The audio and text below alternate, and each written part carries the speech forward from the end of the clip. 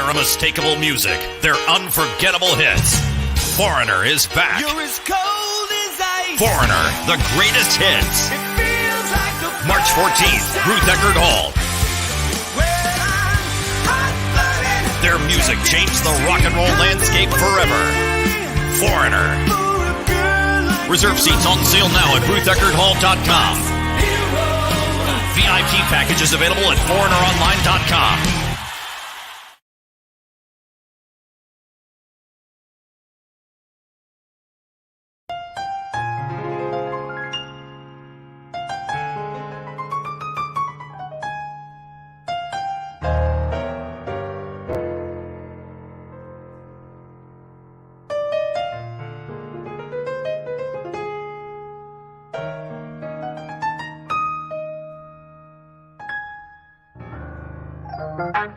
Reach out, oh, ready and steady.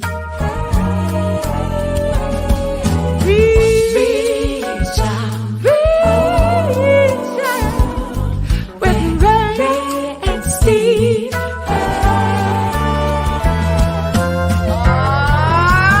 Take me out to the ball game. Take me out to the car.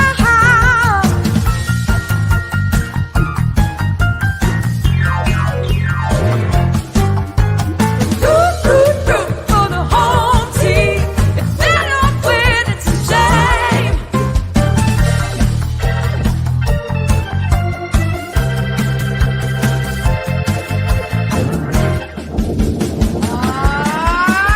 Play ball. Hello, everybody, and a very pleasant good evening to you wherever you may be. Welcome to Reach Out with Ray and Steve. And of course, you know by now, if you've watched us, that this is the show where East meets West, where the Yankees meet the Dodgers, whether the Dodgers are in Brooklyn or in Los Angeles, and baseball meets music, and then we all come together for community. All right, everybody, get ready. This is going to be such a I can't even wait. Come on in, Ray and Steve. Where are you? Okay, now Robert, I'm like a 14-year-old. Yeah, calm down, Robbie. Calm down a little bit. number one, young man, don't ever say that I never did anything for you. Okay. Don't you ever say that again, ever. All right. Okay, 'Cause so you finally delivered here. Today, we're dedicating this show to you because of your whole Dodger shenanigans. I And can't we believe keep this saying is going to be my favorite. Brooklyn. So This is my favorite show that we've ever done, and we haven't even Wow. done it yet. We haven't even done it yet. Right, I mean, we just started. let the surprise guest come on, and then you can do whatever. in a few moments, but let's show our viewers who that surprise guest is with this Okay. little tribute to him. Let's Yes. check it out.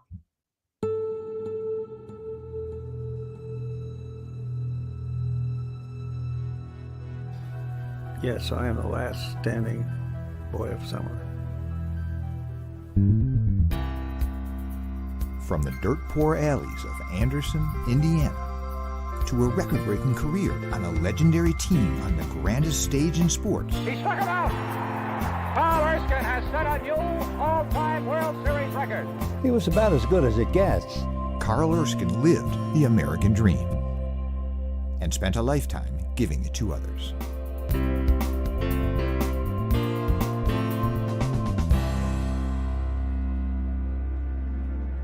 A story of ignorance and indignity, At their worst, the institutions were terrible, terrible places. The worst possible situation that you would want to be in as a human being.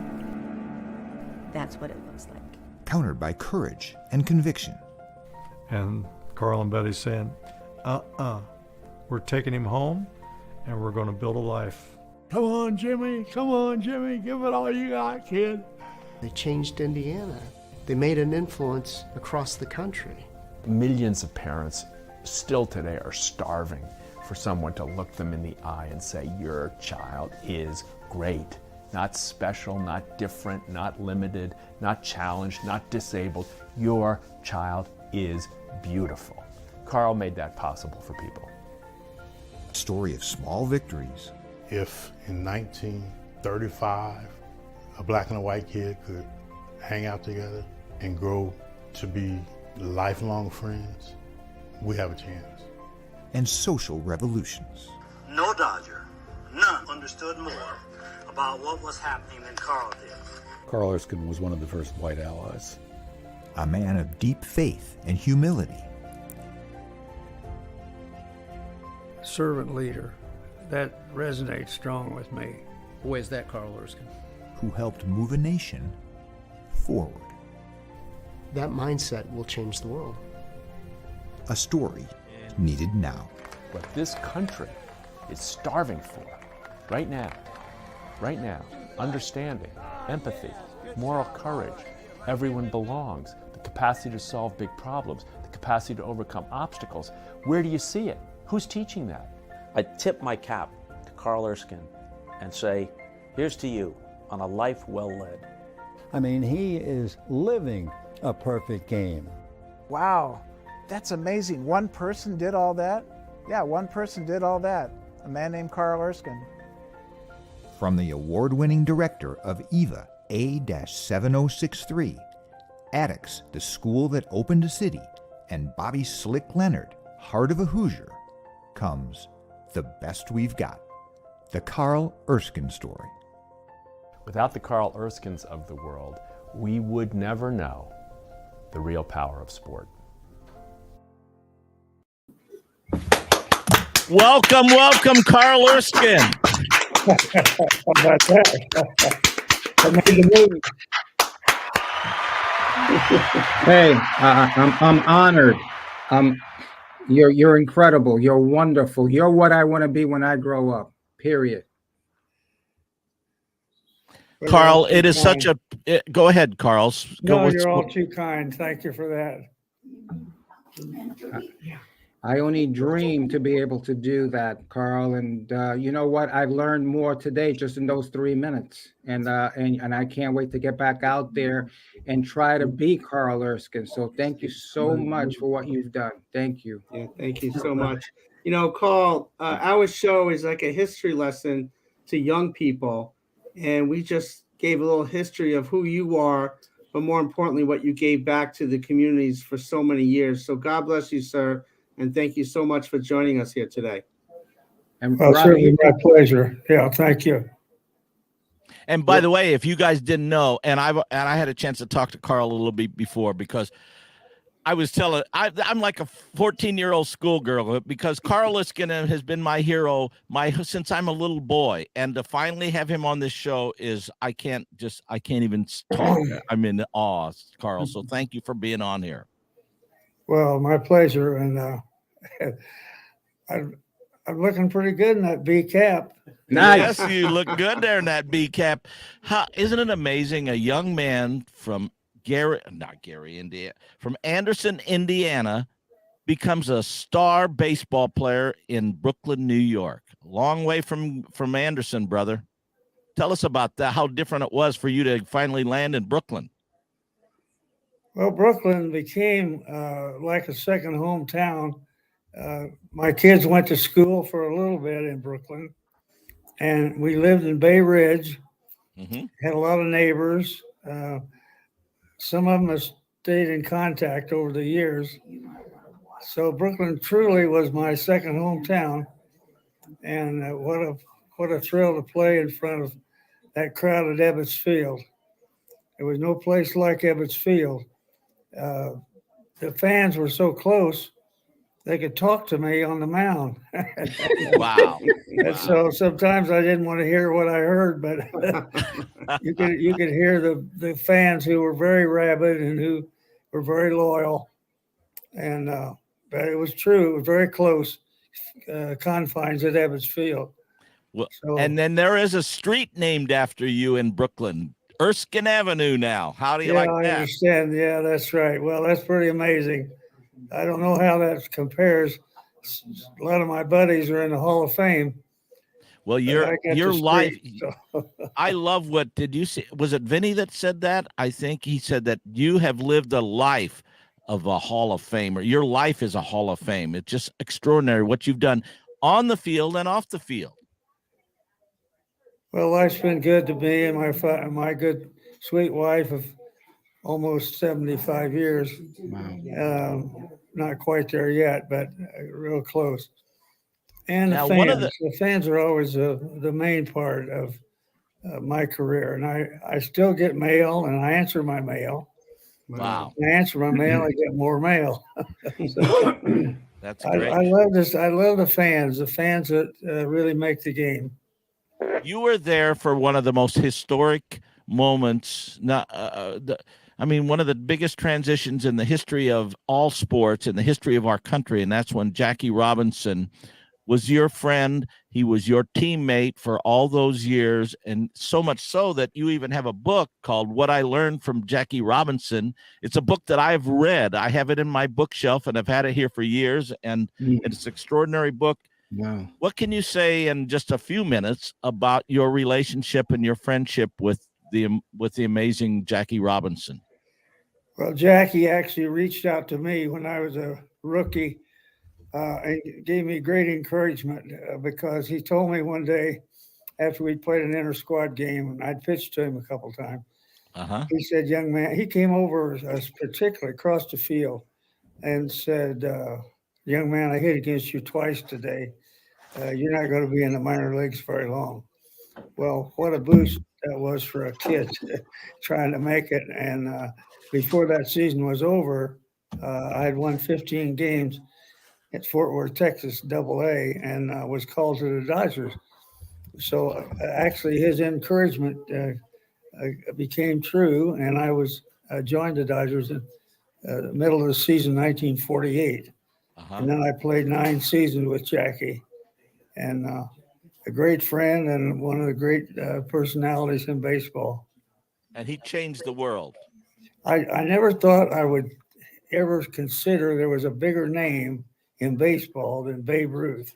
But honestly, historically, I believe Jackie Robinson is a bigger name historically than even Babe Ruth. I think you're right on target. Well, thank you for that, because he was a remarkable person.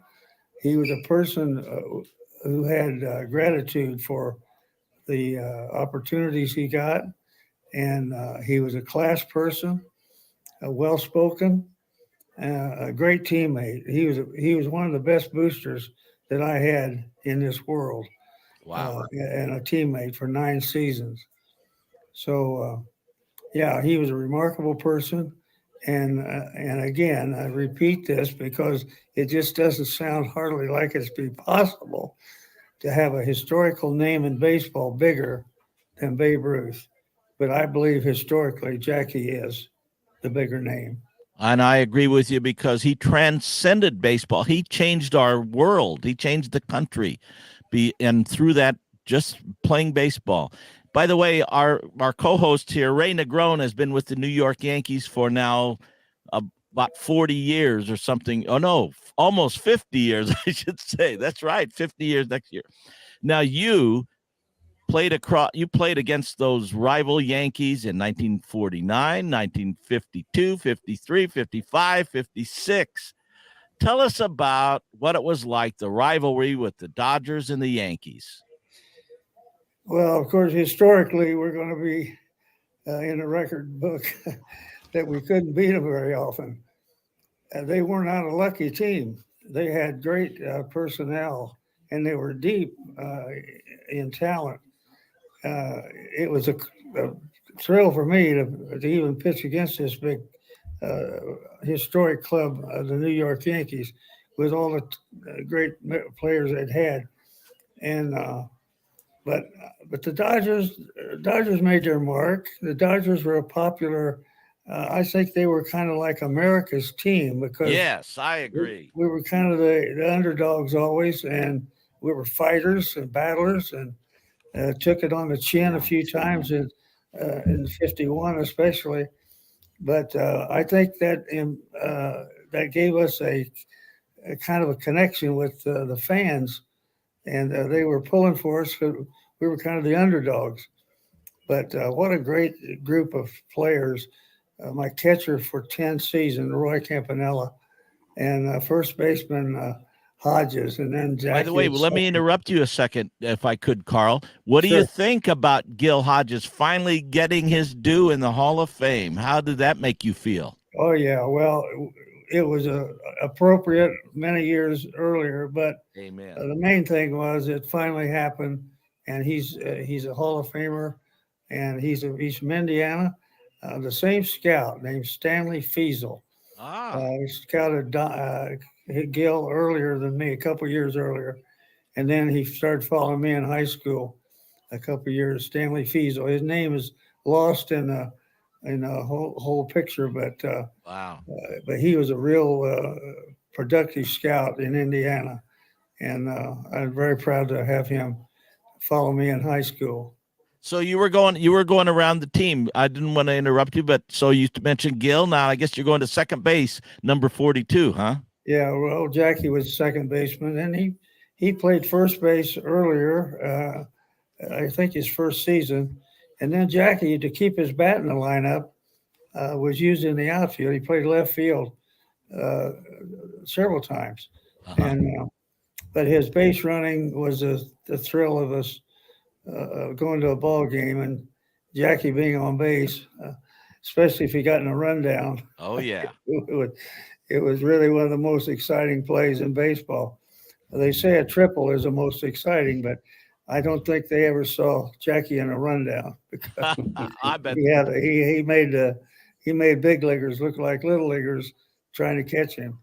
I know one of Ray Negron's friends, Yogi Berra, to the day he passed away, always argued that Jackie was out at home. You were there that day when Jackie stole home against the Yankees. Was he out or safe? What do you think?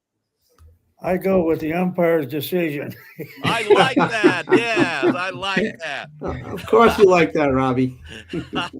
Carl, I got to ask you again. There's two guys that I always ask the guests about. One is Elvis Presley, and the other one is Babe Ruth.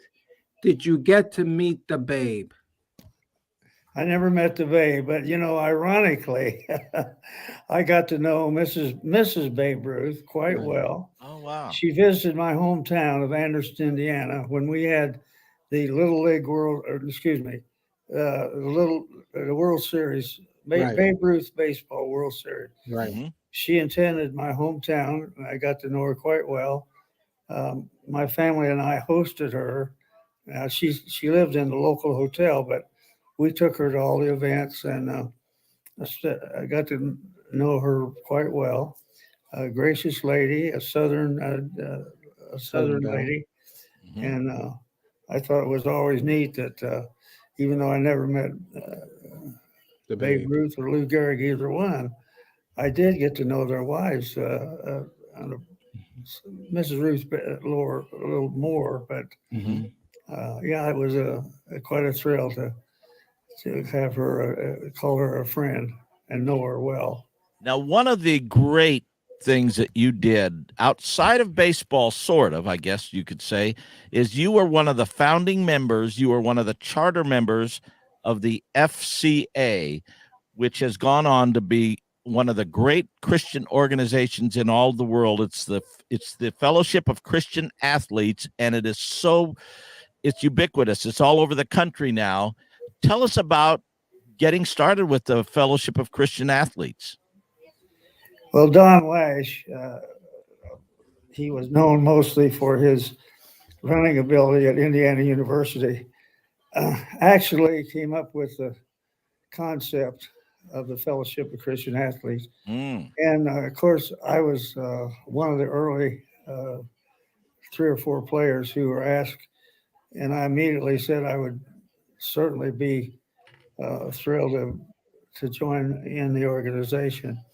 I thought it was a neat thing to have your faith expressed, because our Amen. abilities were all basically God-given, and it was an appropriate way, I think, to reflect that through our lives and as a member of the fellowship together, I thought was extremely appropriate, not only for our sport, but all sports.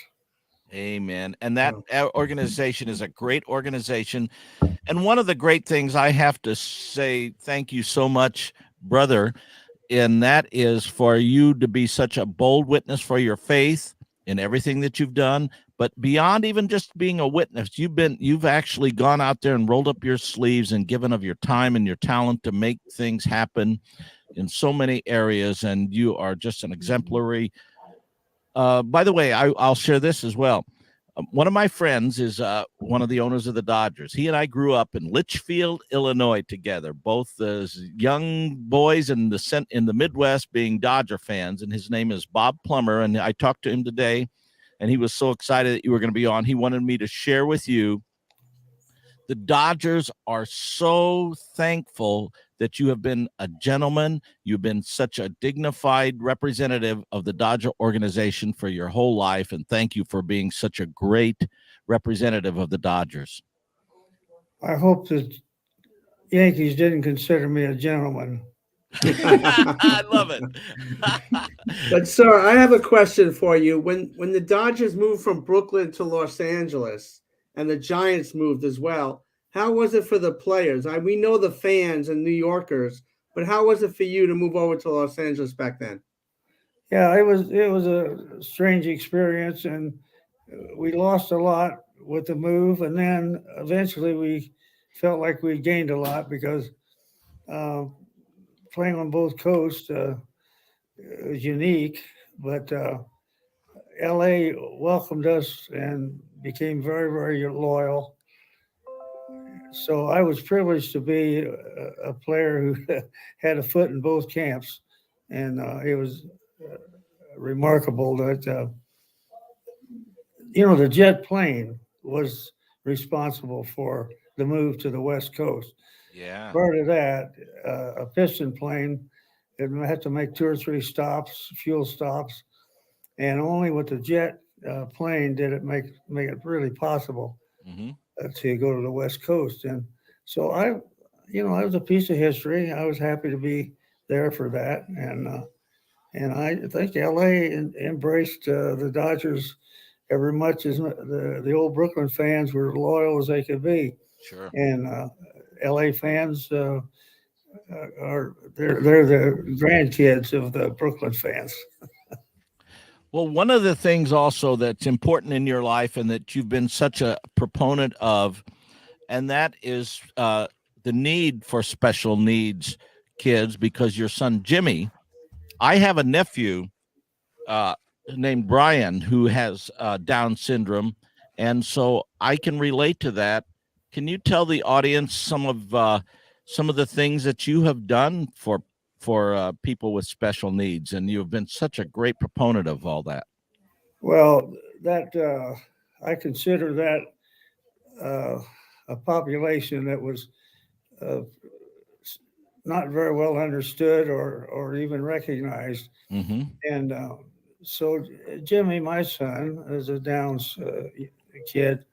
He learned to swim. He learned to be in Special Olympics. We got, of course, acquainted with lots of families. And that was an eye-opener for the world, really. Sure. To understand that population and embrace it. And so now I think you could say that with Special Olympics and other exposure, that population has now been recognized and honored and appreciated. Amen. No doubt. And that work that you've done for so long for so many young people. I'm actually a psychologist, and I've had a career of working with children with disabilities or having challenges in life. So you've been an inspiration to what I've been doing all along with different people. But it's people like you've opened up the door for communities, for the public to understand that these folks are great. They're not special, they're great. And that's the terminology you've used through and through. So thank you very much, sir, for opening up that door for so many young people. Well, it's certainly an honor. And you're right about the fact that that population would not have had much recognition had it not been for Special Olympics and other means of exposure, because it's thrilling to watch these so-called handicapped kids. They got just as much spirit as the real Olympians. You go to a meet, you find out you got enthusiasm, you got the real witness of what it's like to give your most, get the most out of yourself. So that's a great lesson. That's so well said. Now I have a baseball question for you, and I'm sure you've been asked this a zillion times. Who was the toughest batter you ever faced? I can name about a handful, but I guess the best hitter that I ever faced was Stan Musial of the Cardinals. Yep. Musial was a contact hitter, but he also had power. He'd get the right pitch. He had. I remember when he hit his 400th home run, they interviewed him, and he says, 400 home runs. That's pretty good for a singles hitter. And you and he, I'm from the St. Louis area. I'm from Illinois there, and so Stan the Man, of course, was the biggest name in the Cardinals organization. And by the way, I'll tell the audience, I know you know this. The Brooklyn fans are the ones who gave him the name Stan the Man, because you would say, "Oh, here comes that man again." Well, in Brooklyn, Ebbets Field, right field and right center was fairly short, and Musial used to hit. He hit a ton. I don't know what his actually average was there, but I'll bet it was 400 or close to it at Ebbets Field. And he was a hit class that act, too. scoreboard with shots off that scoreboard. And a fan told me that I faced Musial, the hitter I have faced the most in my 12 years career. The hitter I faced the most was Stan Musial. Wow. 164 times I Wow. faced Musial. And if you look at the records, his lifetime record's about 331, I think, something like that. It's exactly what he hit me, 331. So he was a tough out, but he was a real credit to the game and a real gentleman. And Did you and he ever? Because you're a harmonica player. I'll also tell the I was audience. just about to mention that. Oh, really? Did you play with him ever? I did. Oh, wow. We had a baseball function in Louisville. Louisville had for a minor league team had $1 million, $1 million paid for one season. Only time in the minors, minor league, had ever threw $1 million people. Well, they had a big bash for that, and I was there with Stan, and I was ate dinner at the table with he and his wife, and he reached in his coat pocket and pulled out a harmonica, and I said, "What are you going to do with that?" And he said, "Well, I'm going to play her a little bit." And I said, "Gee, just as a matter of fact," I just said, "Boy, I wish I had brought mine." And he reached in the other pocket. Oh, man. Second harmonica. So I got up and we played "Oh Them Golden Slippers," an old tune, and with Al Hurt was the band in the house, and we played "Golden Slippers" with Al Hurt. Walking back to our seats, I said to him, "It was a lot easier playing with you than against you." Oh, man, that would be classic to have a duet with you and Stan Musial and then Al Hurt on top of everything. Wow. I don't know if it ever got filmed or not. I never saw it if it did. Boy, that sure would be But cool. we made it through it okay. Carl, I got to ask you, Mickey Mantle. I mean, he said you were very tough on him. Why? Well, my curveball was straight overhand, fastball straight overhand as well, and an off-speed pitch. That was my three pitches. And he hit, of course, he was a switch hitter. He hit against me left-handed. And my overhand curveball went straight down. It was not a breaking pitch that you'd come into the left-hand hitter. So my curveball was an overhand that went straight down. So it was the same for either side of the hitter. And I just had good success with him with that overhand curve. Now, why would Billy Martin feel that he could hit you? Mickey couldn't hit you, but Billy Martin said that he could hit you. Is that true? Billy Martin did get some hits off of me, and I don't know. I just he was not what you'd call a high average hitter, but sometimes in baseball you'll find it over and over again that some one hitter against one pitcher, they may be far apart as far as their star status, but it just has some magic about it, can hit that pitcher. Well, he did. Beautiful picture.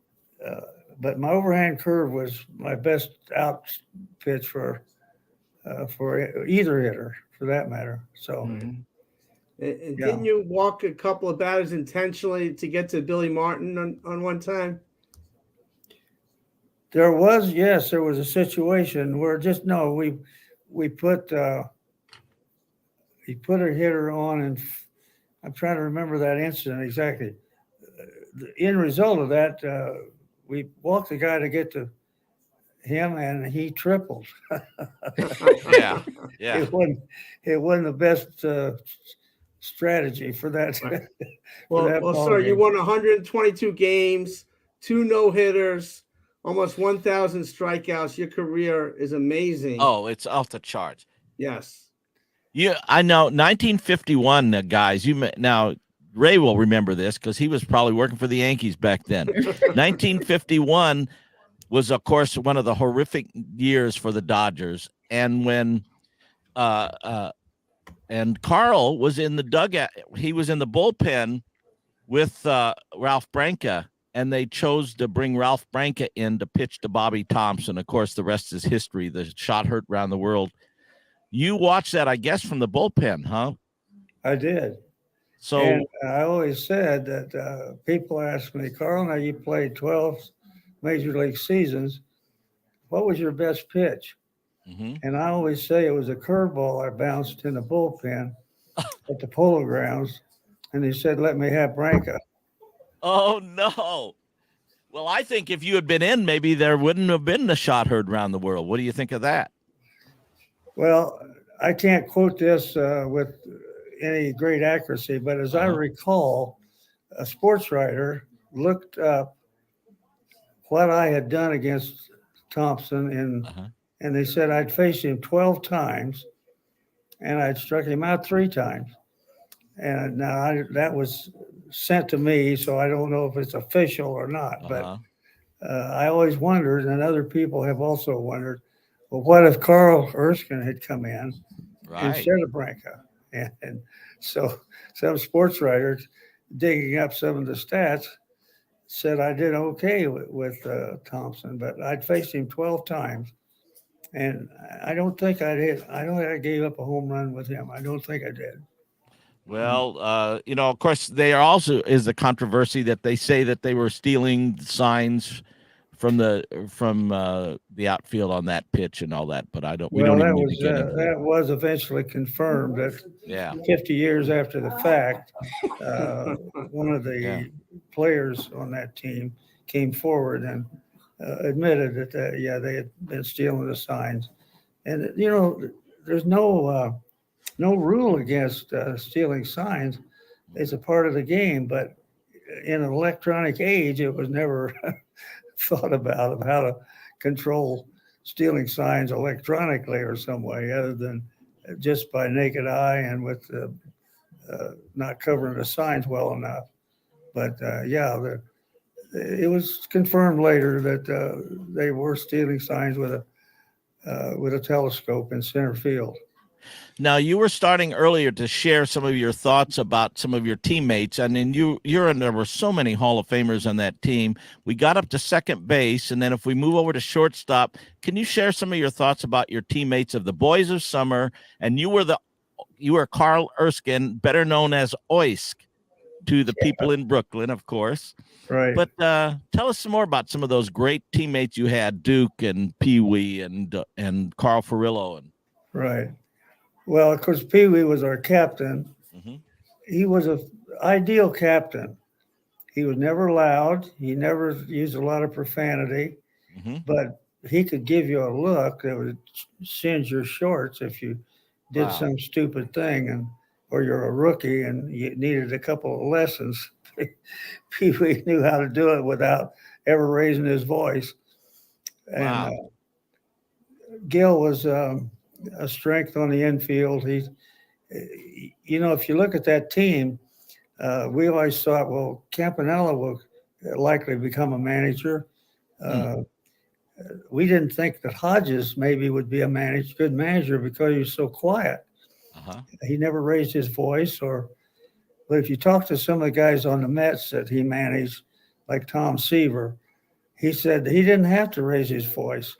He'd give you a look, and you get the charge just by the look he gave you. So Gil was a strong-minded man, but he was quiet as a personality. But the guys that played for him, they really respected him a lot because he could do the hard chore of dressing a guy down and never raising his voice, and never embarrassing a player in front of the team. And so he had great respect by the team that he managed. Well, thank you very much, sir. We're going to have to get you back on the show again. This has been an honor and a privilege and a blessing. And Robbie, this is amazing, right?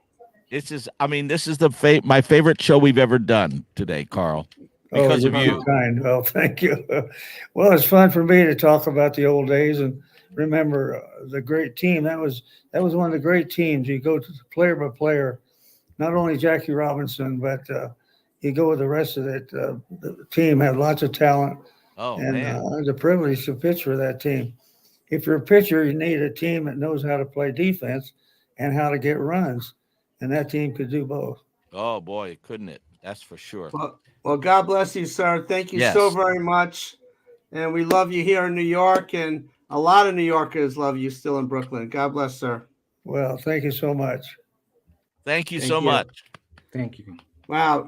Gentlemen, it's an honor man. for that just unfolded. But as we take this all in, it's a brand new day. Let's check out a video, how brand new it really is. All right.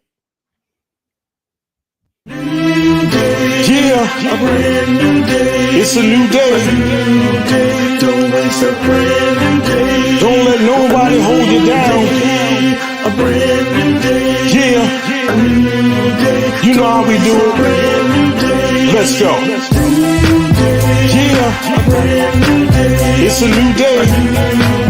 Don't waste a brand new day. Don't let nobody hold you down. A brand new day. Yeah. You know how we do it. Let's go. Pick your pants up off the ground. You can do anything if you can see it now. The enemy is trying to hold you down. But don't forget that God holds the crown.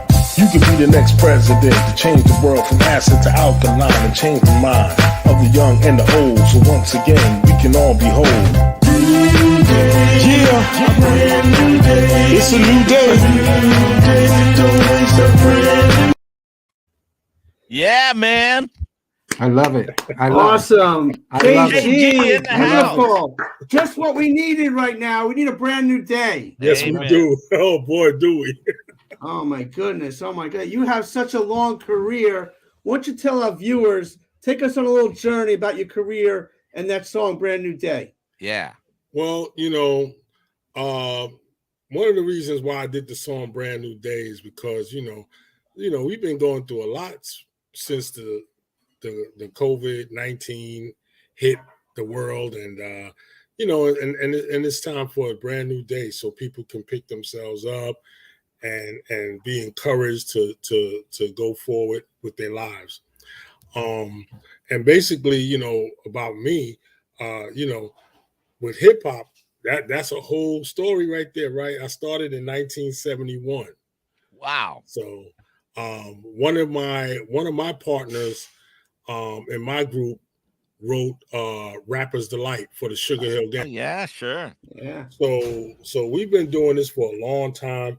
I started, when I was in 4th grade, and I lived around the corner from a guy named Smokey, DJ Smokey.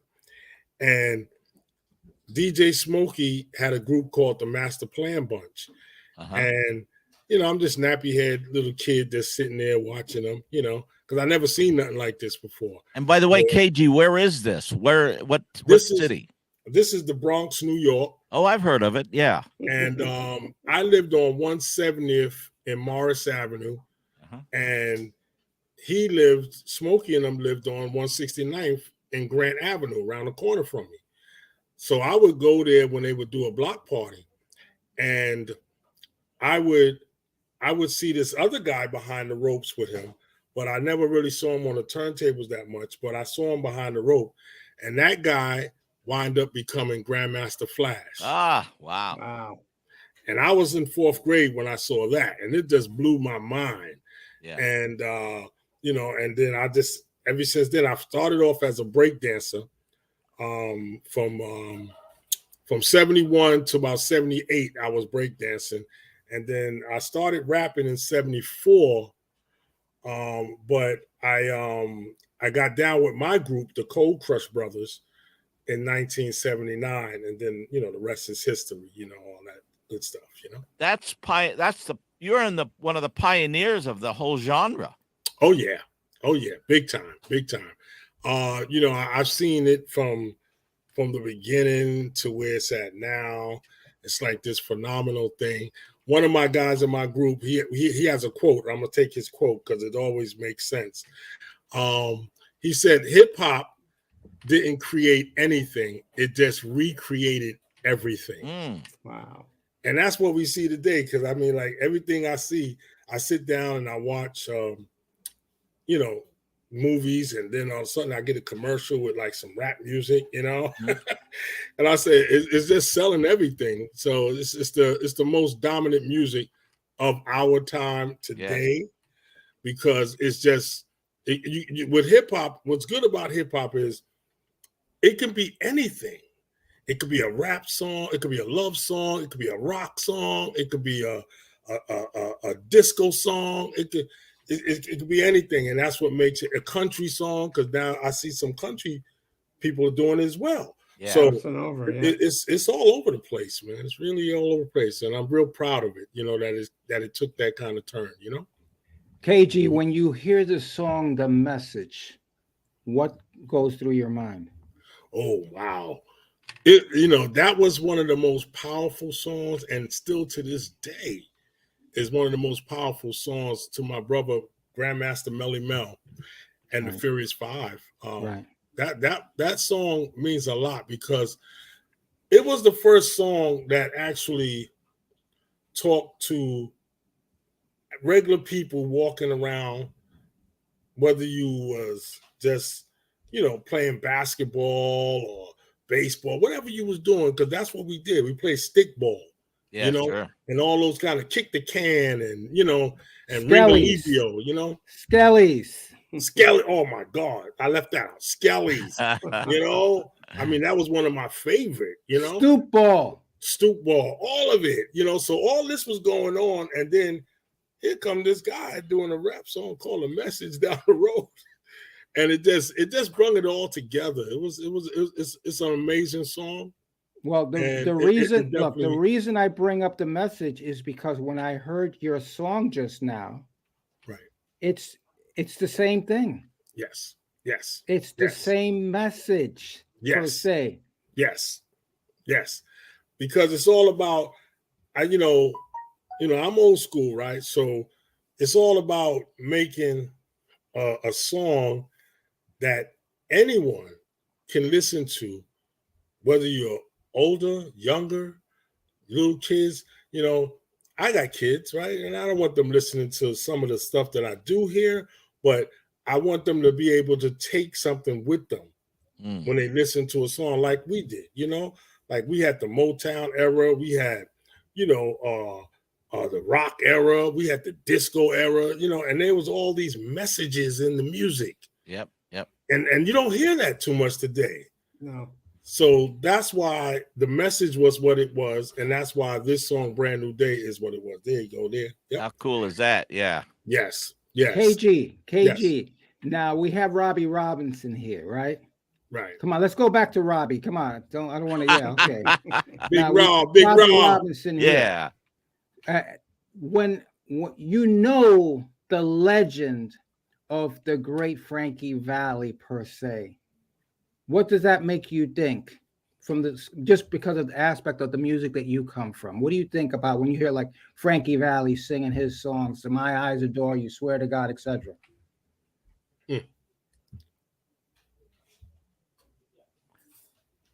Well, you know, an interesting thing, you know, Pitbull had a #1 record this past year with "Can't Take My Eyes Off You." Interesting enough. Beautiful. I wanted you to do that, KG. Well, you know that's possible because, you know, I grew up listening to all of that stuff. I grew up while everybody was going and buying. I was buying Motown too, but I would go to the record store and I would buy the B-52s. Yeah. So I grew up listening to young Eric, you know, and different things like that. And my friends would say, "Well, who are those guys?" I said, "You see this guy, Eric? He's going to be a big deal one day." And he is, right? And so I grew up listening to Frankie. I grew up listening to all that stuff because those are the musics that made hip hop, because hip hop was made from all these different kind of music that was out in the world. Duke Ellington said it this way. Duke Ellington said there are two kinds of music.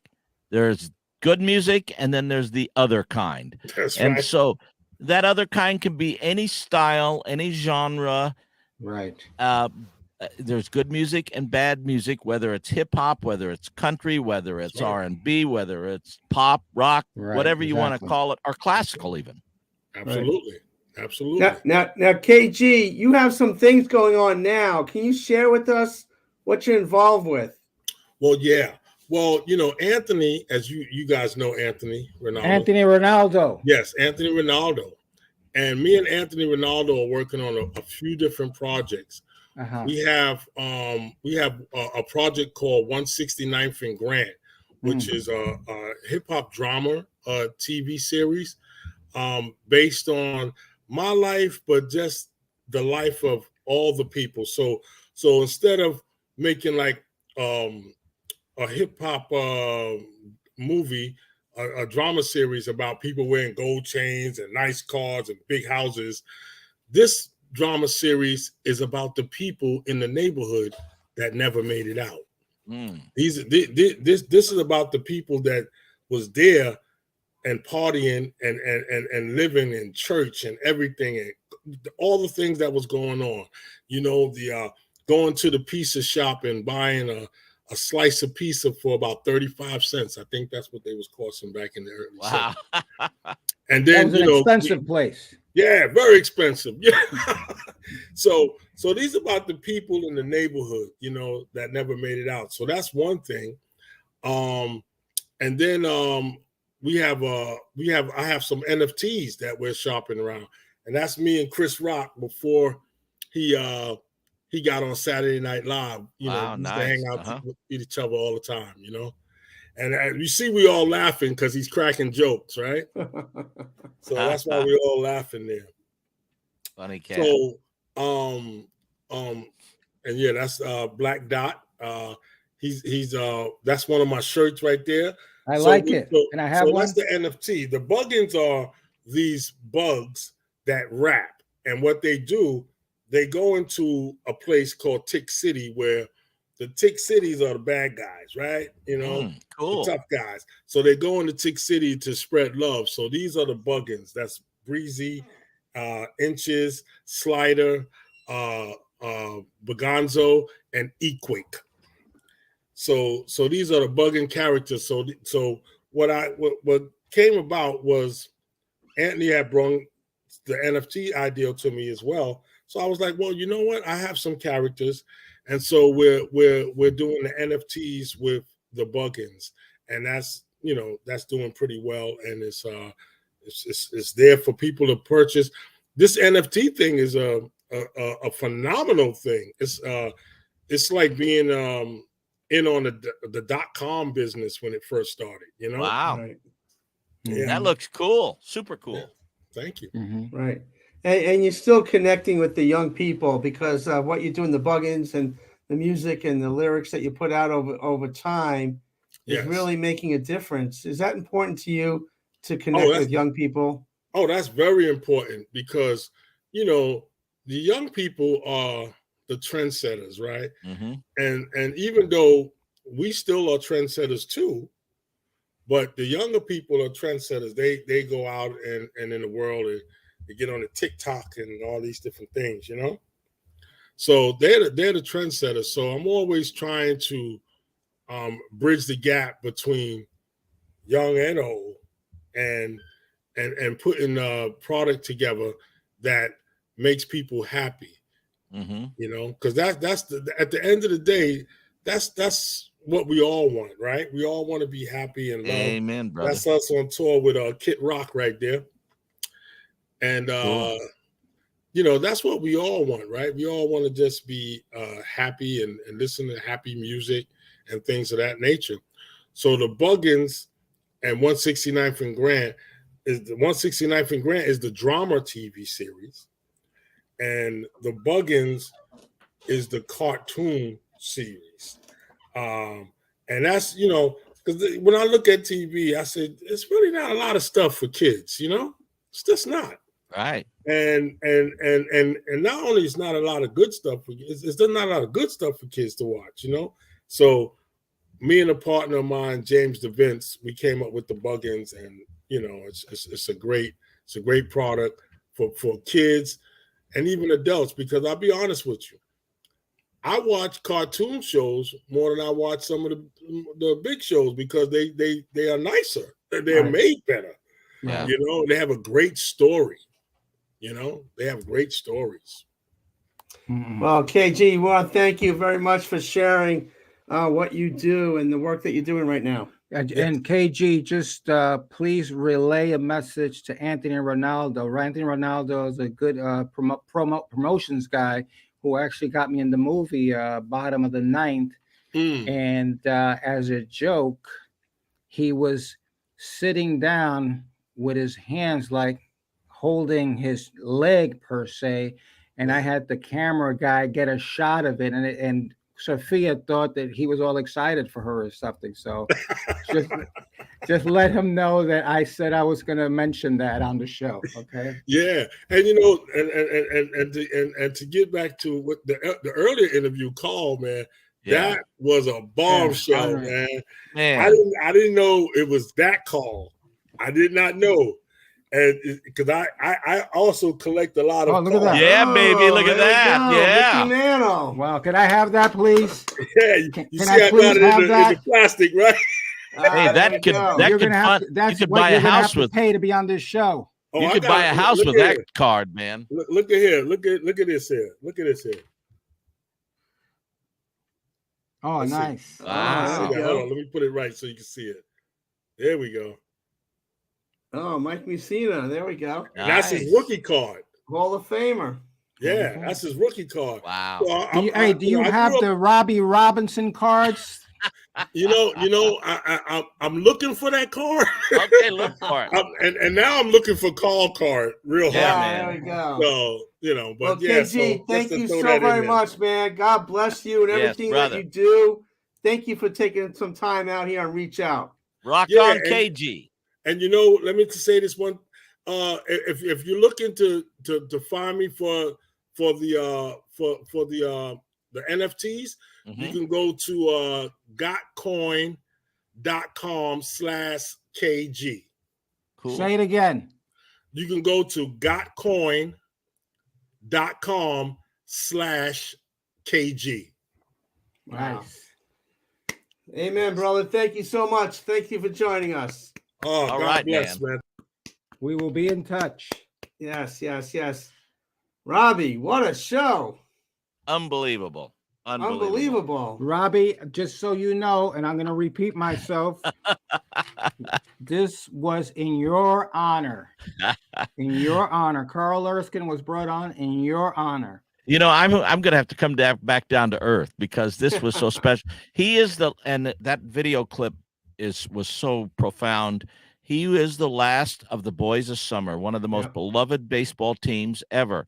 And I'll tell you, and if you look at stat by stat, in the 50s, I'll reiterate, the Dodgers played the Yankees in 1941. They played the Yankees in 1947 in the World Series, 41, 47, 49, 52, 53, 55, 56. All those World Series, you know, and the Yankees won all except for one of them, and that was in 1955. But the Dodger teams in those years,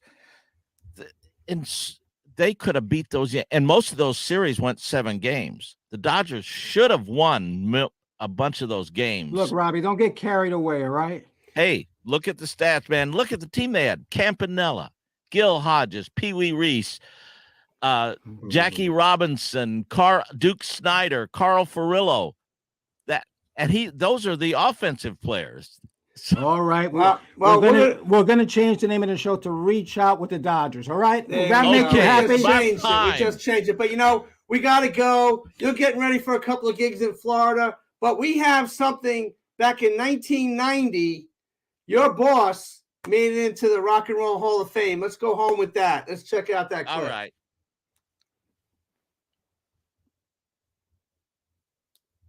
Yeah, how's it look so far?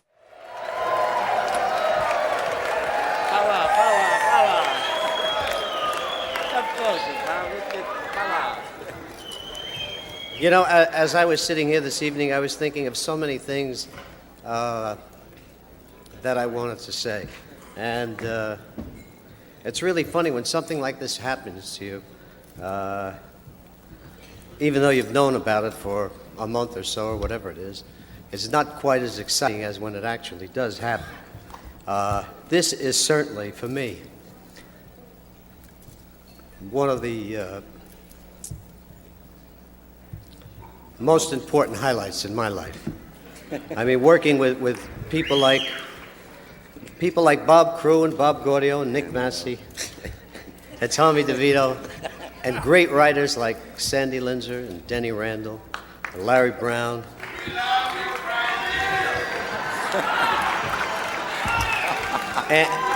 And I must tell you, I'm incredibly proud of the company this year.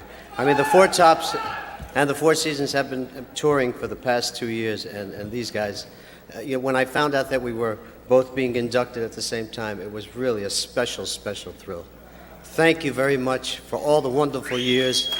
Long live rock and roll, and God bless you.